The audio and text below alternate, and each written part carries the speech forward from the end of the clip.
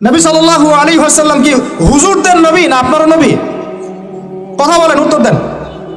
নবী সাল্লাল্লাহু আলাইহি ওয়াসাল্লাম কি হুজুরদের নবী না আপনারও নবী?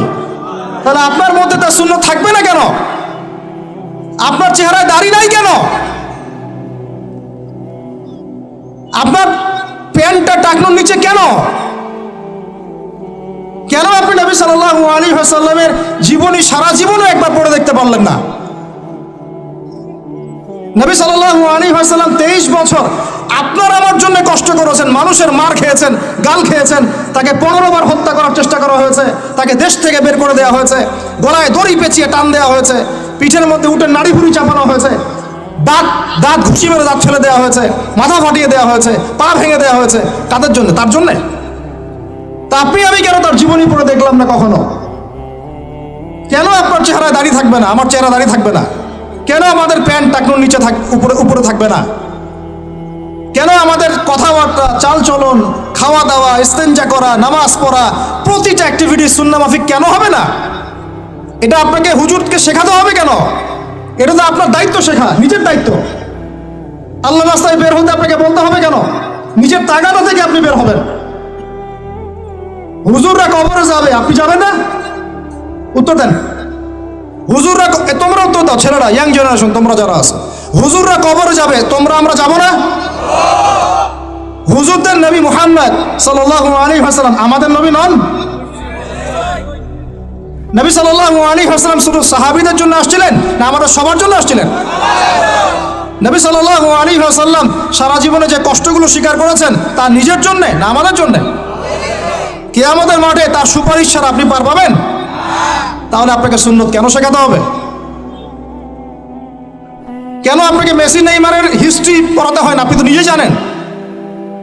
কেন আপনাকে এই নায়িকাদের হিস্ট্রি পড়াতে হয় না? আপনি নিজেই জানেন, খোঁজ খবর নেন। কিন্তু মুহাম্মদ সাল্লাল্লাহু আলাইহি ওয়াসাল্লাম সম্পর্কে এত গাফেল কেন? সুন্নত না জানলে বেদাত চিনবেন কিভাবে? সুন্নত চিনলে পরে তো বেদাত চেনা যাবে যে এগুলো সুন্নত, এগুলোর বাইরের গুলো বেদাত। তখন তো বেদাতের আলাদা করে সংজ্ঞা আপনাকে শেখাতেই হয় না। মুসলিম পরিবারে জন্ম নিয়েও তাওহীদ চিনতে পারছি না, শিরকের মধ্যে লিপ্ত আছে। সুন্নত চিনতে পারছি না, বেদাতে লিপ্ত আছে। নামাজ, সুবহানাল্লাহ, মুসলিম পরিবারে জন্মগ্রহণ করে নামাজ পড়েন না কেন?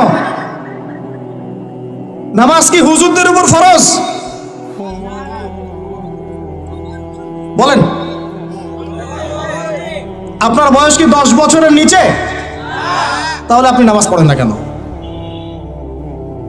ফরজ মানে কি? আপনি ইচ্ছা হইলে করলেন, ইচ্ছা হইলে করবেন না, নাকি? এটা ফরজ? ফরজ হয়তো বোঝেন। ফরজ কি? ওই যে প্রত্যেক রাতে যে মেয়ের সাথে খষ্টি নষ্টি না করলে আপনার ঘুম হয় না, ওইটা হচ্ছে ফরজ। স্কুলে কলেজে গিয়ে মেয়েদের সাথে অ্যাফেয়ার্স করা, ডেটিং করা, এই পাবজি খেলা, আমাদের সবার উপর এখন ইউটিউবিং, ফেসবুকিং ফরজ। ফরজ বোঝেন, এইভাবে বোঝেন, এগুলো হচ্ছে ফরজ আপনার উপরে। তো সালাত, হাইয়া আলা সালাত প্রত্যেক দিন আপনার কানে যায়, কেন সালাতে আসেন না? হাইয়া আলাল ফালাহ আপনার আমার কানে যায়, কেন সালাতে আসেন না? কখন সালাতে আসবেন? ছোট ভাইরা কখন সালাতে আসবেন? যখন আপনার বয়স হবে 50, ওই সময় এসে প্রথম কাতারে চেয়ার নিয়ে দৌড়াদৌড়ি করবেন।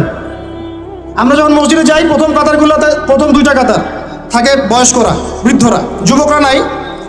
আর ওই সময় চেয়ার নিয়ে মারামারি, কারণ এখন তো সেজদা দেওয়ার মতো শরীরে ক্ষমতা নাই। আর কে আগে চেয়ার দখল করতে পারে, ওই হচ্ছে প্রতিযোগিতা। তখন আমরা কি ওই সময়ের জন্য অপেক্ষা করছি? সুবহানাল্লাহ। নামাজ পড়লে কি আপনি জঙ্গি হয়ে যাবেন? নামাজ পড়লে আপনি কি মানবতা বিরোধী অপরাধী হয়ে যাবেন? এই ফাইজলামি মার্কে কথাবার্তা যারা বলবে, সমাজ থেকে বয়কট করে দিবেন, আর সামাজিক প্রতিবাদ গড়ে তুলবেন। এই শব্দগুলো সস্তা করতে করতে যাকে তাকে যা ইচ্ছা তাই বলে বেড়াচ্ছে। ধর্মের কথা, ইসলামের কথা বললেই মানুষ সন্ত্রাসী হয়ে যায়। আমরা কি শান্তিপূর্ণ পরিবেশের মধ্যে অশান্তি সৃষ্টি করতে চাই? কোশ্চিন কালেও নয়। কিন্তু আপনার ছেলে, আমার ভাই, আপনার বোন নামাজ পড়বে না কেন?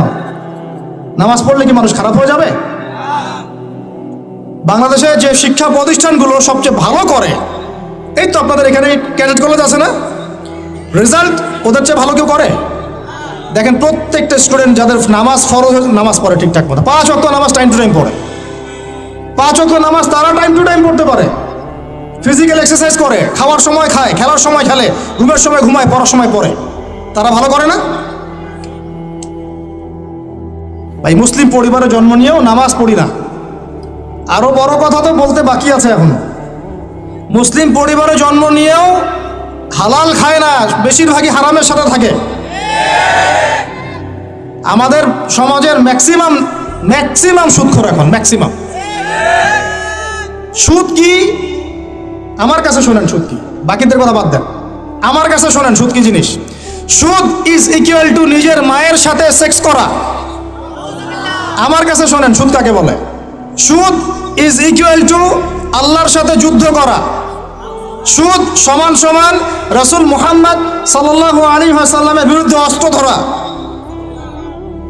সুদ সমান সমান নিজের মাকে বিয়ে করা। সুদ সমান সমান 36 বার জেনা করা, তাও 1 দিরহাম সুদ। 1 দিরহাম সুদ কোথায় আছে এগুলা? আমি কি আসমান থেকে কথাগুলো বললাম? সহিহ বুখারীর হাদিসে নবী সাল্লাল্লাহু আলাইহি ওয়াসাল্লাম বলেছেন সুদের পাপের 70টা শাখা আছে। কয়টা ভাই? আরেকটা হাদিস পেয়েছিলাম সেখানে আছে 73টা শাখা। কয়টা? যার সবচেয়ে নিচের শাখাটার নাম হলো নিজের মাকে বিয়ে করা। আমরা প্রত্যেকেই মায়ের সাথে জেনা করি যারা সুদ খাই। আমাদের মধ্যে যারা সুদ খাই প্রত্যেকেই তার মায়ের সাথে রাত কাটায়। আর কিভাবে বললে কথাগুলো কানে যাবে, কলবে আঘাত করবে আমার জানা নাই। আমরা এটা শুধু খাই না, এটা ফরজ হয়ে গেছে এখন। কারণ এই বিশ্ব ব্যবস্থা পরিচালিত হচ্ছে ইহুদিদের হাত দিয়ে, এই বিশ্ব ব্যবস্থা পরিচালিত হচ্ছে খ্রিস্টানদের হাতে, এই বিশ্ব চালায় এখন জায়নিস্টরা, এই বিশ্ব চালায় জাতিসংঘ, এই বিশ্বের অর্থনীতি চালায় ওয়ার্ল্ড ট্রেড, এটা বাণিজ্য, ওয়ার্ল্ড ট্রেড অর্গানাইজেশন, এটা বাণিজ্য চালায়। IMF, world bank, federal reserve bank, এরা চালায় বিশ্ব অর্থনীতি। এরা প্রত্যেকেই সারা বিশ্বের প্রত্যেকটা দেশের সেন্ট্রাল ব্যাংকে সুদ খাওয়ায়, এবং সেন্ট্রাল ব্যাংকের আন্ডারে যত ব্যাংকিং সিস্টেম আছে সবগুলো সুদ ভিত্তিক। সব ব্যাংকিং সিস্টেম, সব এনজিও, সব সমিতি কোনো না কোনো ভাবে সুদের সাথে সম্পৃক্ত আছেই আছে। ওইখানে নাম লিখানোর জন্য, ওই টাকা দেওয়ার জন্য মাথার ঘাম পায়ে ফেলে আপনি পরিশ্রম করেন। আমরা প্রত্যেকেই মায়ের সাথে জেনা করি, নাউজুবিল্লাহ। আমরা প্রত্যেকে আল্লাহর সাথে যুদ্ধ করি, আমরা প্রত্যেকে রাসূলের বিরুদ্ধে যুদ্ধ করি। এরপরেও আমরা মুসলমান দাবি করি, জান্নাত পেতে চাই। আর কিভাবে বললে কথাগুলো বুঝবেন আমি জানি না। সূরা বাকারার 279 থেকে আয়াতগুলো পড়তে থাকেন। ইয়া আইয়ুহাল্লাযীনা আমানু, হে মুমিনগণ, ইত্তাকুল্লাহ, আল্লাহকে ভয় করো, ওয়া যারু মা বাকিয়া মিনার রিবা, সুদ ছেড়ে দাও। ইন কুনতুম মুমিনিন, যদি মুমিন হয়ে থাকো সুদ ছেড়ে দাও। ফা ইন লাম তাফআলু, যদি সুদ না ছাড়োস, কথাটা এরকম ঢাকাইয়া ভাষায়, যদি সুদ না ছাড়োস, ফাযানু বিহারবিন মিনাল্লাহি ওয়া রাসূলিহি, তাহলে আল্লাহ এবং তার রাসূলের সাথে যুদ্ধের ঘোষণা শুনে রাখো। আল্লাহ এবং তার রাসূলের সাথে যুদ্ধ করে কেউ সফল হবে? কি হবে আমি বলে দিই সামনে। ইয়ামহাকুল্লাহু রিবা ওয়া ইউরবিস সাদাকাত, আল্লাহ পাক সব সুদগুলোকে একেবারে সমূলে ধ্বংস করবেন। দেখে নিয়েন, পুরো বিশ্বের অর্থ ব্যবস্থা পড়ে যাবে।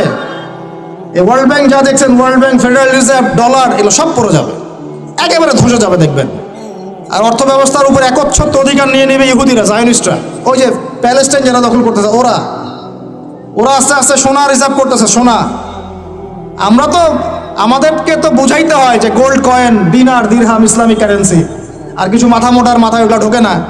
ওরা বলে নতুন কি এগুলো নিয়ে আসলো, এগুলো ইসলামিক কারেন্সির কথা কোরআনেই আছে। ওরা এগুলো করতেছে আর আমরা বসে বসে সুদ খাই। একটা কাগজের টাকা যার মান তার ভিতরে থাকে না, অন্য কোথাও থেকে নিয়ন্ত্রিত হয়, এগুলো বুঝাতে হয়। সুবহানাল্লাহ, মানুষ নামাজের পরে মোনাজাত করতে হবে না হবে না এই বেদাত খুব ভালো বুঝে, মিলাদের বেদাত খুব ভালো বুঝে। মানে এগুলো নিয়ে তুল কালাম করে রেখে দেয় একদম সমাজ। মসজিদ ভাগ হয়ে যায়, মারামারি, কাটাকাটি, কেউ কেউ আবার শহীদও হয়, ঠিক আছে। কিন্তু অর্থনীতির বেদাত বোঝে না, রাজনীতির বেদাত বোঝে না, সংস্কৃতির বেদাত বোঝে না, শিক্ষার বেদাত বোঝে না। কত বড় মাথা মোটা মানুষ। আপনি 1 লক্ষ টাকা আর্ন করেছেন, রেখে দেন আপনার স্ত্রীর কাছে। 1 লক্ষ টাকা আর্ন করতে আপনার সময় লাগছে 12 মাস। প্রতিদিন শ্রম দিয়েছেন 10 ঘন্টা করে। ওয়াইফকে দিলেন, হে ফাতিমা, আয়েশা, মারিয়াম, হে খাদিজা, এই টাকাটা রেখে দাও। আমরা জমাই, সেভ করি। সে মাশাআল্লাহ রেখে দিল। 10 বছর পর সে 1 লাখ টাকা বের করে আপনি দেখতে পাচ্ছেন, আরে 1 লাখ টাকা তো 1 লাখ টাকার মানে নাই, এর মান তো কমে 80,000 টাকা হয়ে গেছে। কথা বোঝা যায় না? মাথার উপর দিয়ে যায়? বুঝেন কিছু? ওই যে 20,000 টাকা আপনি হারালেন, ওই 20,000 টাকা আর্ন করতে আপনার সময় দেওয়া লাগে নাই, শ্রম দেওয়া লাগে নাই, তারপরে শ্রম আর সময় গেল কোথায়? আমি যদি আপনাকে বলি, ভাই আপনাকে আমি 1 মাস চাকরি দিলাম, আমার ফার্মে কাজ করেন, 1 মাস কাজ করে আপনার স্যালারি হতো 20,000 টাকা, আমি সেটা যদি না দেই, আমি কি জালেম না? আমাকে কি আপনি শ্রদ্ধা করবেন না পিটাবেন? বলেন। এখন যে আপনার এই যে 1 মাসের শ্রম যে চলে গেল, 20,000 টাকা নাই, কে নিল? এটা কি ভ্যানিশ হয়ে গেল আসমানে? ইনফ্লেশন যখন হয়, টাকার মান যখন কমে যায়, মনে রাখবেন কিছু কমলে কিছু বাড়ে। আপনার কমলে কারো বাড়ে, আপনার বাড়লে কারো কমে, এটাই নিয়ম। ব্যবসা করছেন আপনি, আপনি লাভ করলে কেউ লস করবে, কেউ লস করলে আপনি লাভ করবেন, টাকা ঘুরতে থাকবে মার্কেটের মধ্যে। এগুলো বোঝাবে কি? আসলে আমি তো এখানে এগুলা কথা ডিটেলস বলতে পারবো না, আমার আলোচনার টপিক একটা আছে, ওইদিকে যেতে হবে। অর্থনীতি নিয়ে আমাদের এত জ্ঞানের স্বল্পতা, এত জ্ঞানের স্বল্পতা, আর আমরা বিগত 20-30 বছর থেকে এমন এমন বিষয় নিয়ে একে অপরের সাথে লড়াই করতেছি, মূল বিষয় বাদ দিয়ে। আস্তে আস্তে আস্তে আস্তে সুদের জালে আমরা একদম সবাই অক্টোপাসের মতো পেঁচিয়ে গেলাম। এগুলো যখন আমরা মানুষকে কিছু বোঝানোর চেষ্টা করি, এক শ্রেণীর ঘোমটাওয়ালা আছে, জিহাদের নাম শুনলে পিছন দিয়ে দৌড় দেয়। হ্যাঁ, এই ইহুদিদের সাথে মুসলিমদের যুদ্ধ হচ্ছে এখন, ওই সময় ইহুদিদের পক্ষ নিয়ে কথা বলে। এরা আমাদেরকে বলে যে এরা খারেজি হয়ে গেছে, এরা, এদের আকীদা ঠিক নাই, এদের মানহাজ ঠিক নাই।